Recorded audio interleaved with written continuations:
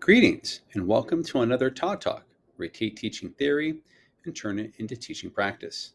What we're going to be talking about today is asynchronous development, specifically with gifted students. So the question becomes, what is asynchronous development? Well, synchronous development is a person's maturity and a person's academics grow evenly with one another. So as a student gets more and more able to handle challenges of academics, they gain more and more maturity. This is what happens to people when they, aren't very organized or whatever, and eventually they start to develop, those executive functioning skills, or they're able to time management and able to organize themselves. And so the more mature they get, the more challenge they can take on because they're able to handle such a thing. Whereas when they're really young, they don't have the emotional maturity to handle such big academic tasks. So the academic tasks typically match the emotional maturity. So that is synchronous development. And what it looks like is what you see here. In a perfect world, you see that the student is developing evenly, all at the same time, and all within the ring of chronological age. In other words, they are, if it is a fourth grader in math, they are on track with other typical fourth graders in their class. And they are gaining the same understanding at the same time, and they're able to emotionally handle this.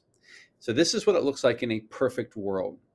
Now, we know in the real world, this is definitely not how it looks. It may look like it for some students, but you have some students that are not able to handle academically or emotionally.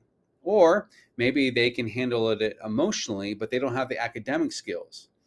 What happens with many gifted students, not all, but many gifted students, is that they are developing academically at this rate. However, emotionally, they may only be here. And so their academic skills are far above their maturity. And so what you get is what you see here, where you see there are talents here, academic, math, verbal, special talents that go beyond this ring of chronological age. So they are able to perform at a level higher than typical students their age with certain tasks. Not all tasks. Keep in mind, let's not assume that all gifted students are academically can handle all academic subject areas. They may be gifted at math. They might be advanced at art. They may be advanced when it comes to public speaking. There's lots of different things, but typically no one gifted student is academically advanced at all these things. Otherwise, it would match up a little bit better. So that's something to consider when it comes to these gifted students is how do we meet these needs, both academically and emotionally? Because in order for us to reach the student, we have to be able to Maslow before we can bloom. We have to meet their emotional needs if they're going to perform at high levels. So what does that look like?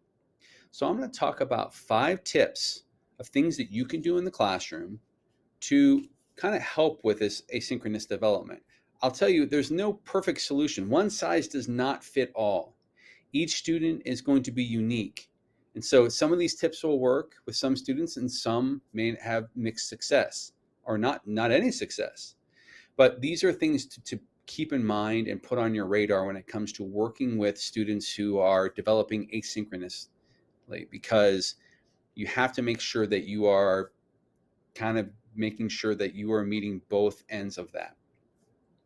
So the first tip that I'm going to give you is that as much as possible, be aware of their academic levels and their emotional levels.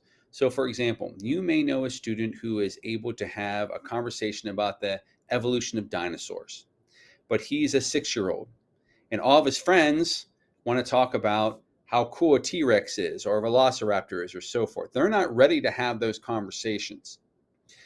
And so the student wants to have those conversations, but he can't find anyone to have those conversations with unless he talks to the teacher. And this is what you'll see a lot of times with gifted students is that they want to have the conversations with the adults because they can handle that conversation.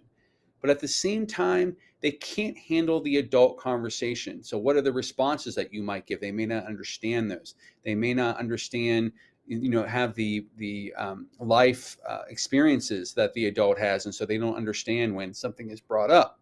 So that's where these can kind of be a mismatch, is you have to make sure that you are meeting their needs emotionally and academically. So in other words, a student may be able to do high levels of math, but they get frustrated working with group mates because these group mates don't think at the same level as them. So, are there ways that you can have them work independently, or find someone in the class that they can match up with that would be an intellectual peer to them? So it's a matter of mixing and matching and figuring out.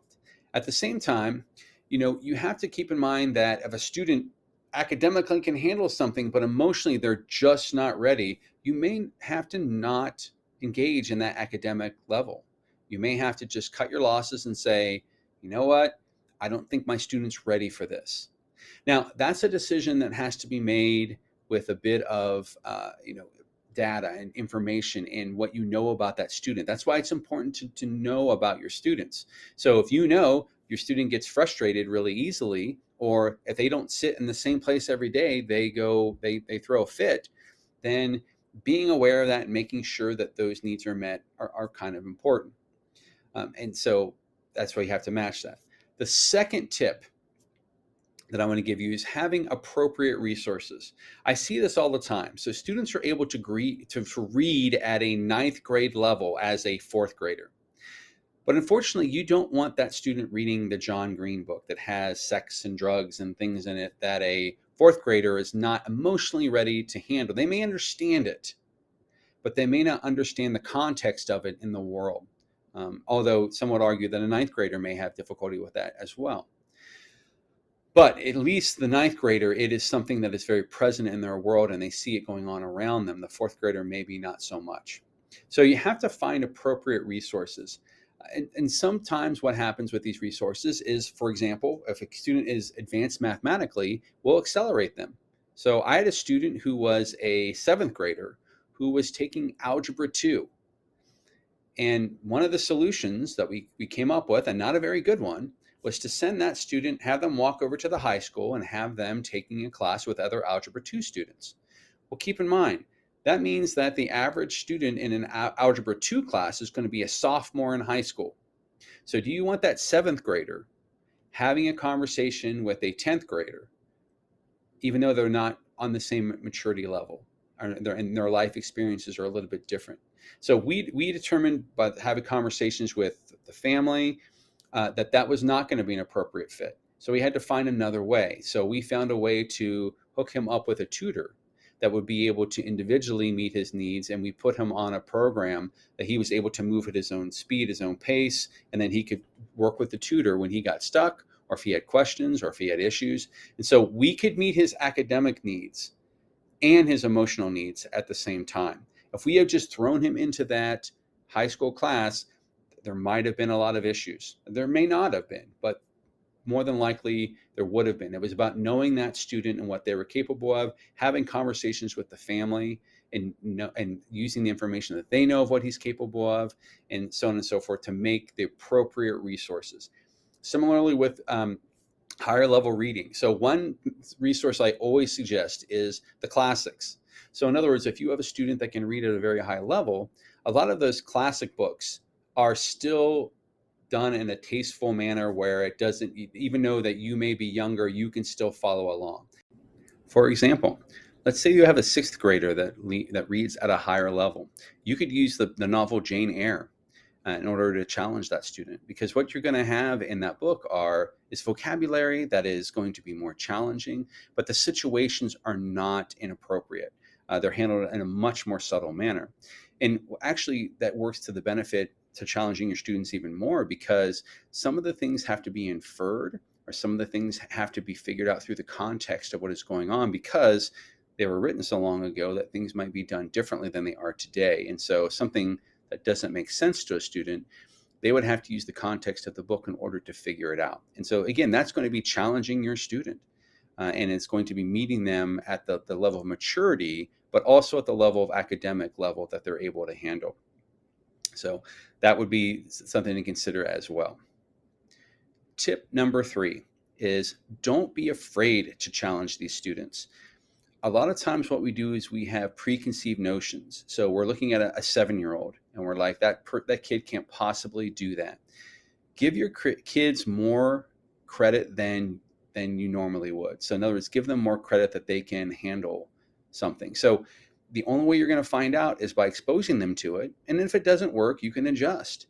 But we still need to be able to take that leap to challenge these kids, and not assume because of certain age restrictions that they can't do things. So I really invite you to make sure that when you're looking at the student academically, you don't hold their look, how small they are, how tiny, immature they are. You don't hold that against them to whereas you're not willing to challenge them academically, and you give them simple grade level things that aren't really going to be challenging them. So don't be afraid to challenge your students would be tip number 3. Tip number 4, you should definitely encourage socialization. So it can be very difficult for a gifted kid, especially one who's highly gifted, to find what are called peer mates. They can find age mates because typically they're put in classes with age mates. So in other words, all 9-year-olds are going to be in a class together. And then you may have a 10-year-old here, an 8-year-old there, but they're still around the same age. And yet you may have a student that is thinking at a much higher level than that. And so they can't find someone to have conversations with, or they can't someone to bounce ideas off of because they have age mates but not peer mates. So what are some ways that you can create more peer mates? One way is by clustering gifted students together, whether it be in a magnet program or where you just have them in one class together. But by putting kids with other gifted kids, they are more than likely to find someone that is like them, the way that they think. It's not a guarantee, but it's definitely a better chance for them to find someone. I work with a magnet program, and we pull kids from 7 different elementary schools. And I have parents say to me all the time, this is the first time my child has had a friend because they finally found a peer mate. So matching up peer mates. You could, of course, have those students work with older kids, but again, you have to be wary of the appropriateness of you're not going to have a 4th grader working with seniors in high school necessarily, but maybe they work a couple grade levels above with a class or whatever. So there's possibilities there. There are also possibilities outside of the academic setting that allows them to be with age mates. So for example, just like there is different levels of skill in academics, there are different levels of skills in sports. So if you sign your kid up for sports and put them in with other age mates who are similar to them, they're going to get an understanding that they can make friends based upon this common, interest of this sport. My 5th and final tip is to find alternative educational opportunities for these students.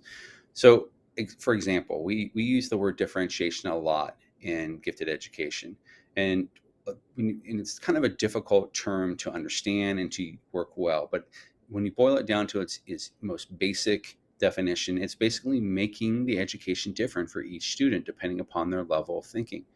So, as a teacher, you would want to find ways to differentiate with these students, whether it be, and it doesn't mean giving them more work. It doesn't mean giving them work that is more complex or difficult necessarily. It's just engaging their thinking. So find ways to do that, whether it's an independent project or whether you're allowing them to move ahead in something, or maybe you are giving them opportunities to explore something that they're really interested in a little bit deeper than the class is going into.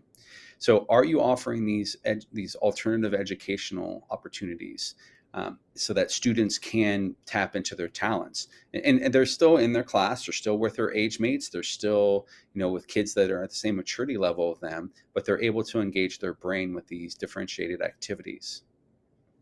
My final piece of advice is to remember, these are kids. And so we have to make sure that we are addressing both the needs of the maturity level and of their academic level.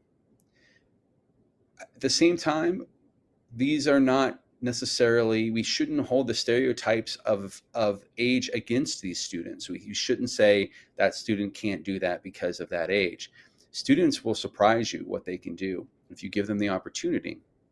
And especially gifted students, they may have the capability of doing something that you didn't even think was possible. The longer I'm in education, the more I learn that my students know a whole lot more than I think they do. And I may be using preconceived notions of their age to and to hold that against them or to be biased. And so, anytime you can give them opportunities to show their true abilities or with open-ended tasks or projects or things of that nature, that is always going to be a good way to challenge students, at the same time allowing them to mature as they are able to as a kid. And so, it's never going to look like this with these asynchronous kids, but maybe you could have meet somewhere in the middle. And so you are growing them academically, but at the same time, they are going at the pace at mature level, mature wise, that they can handle.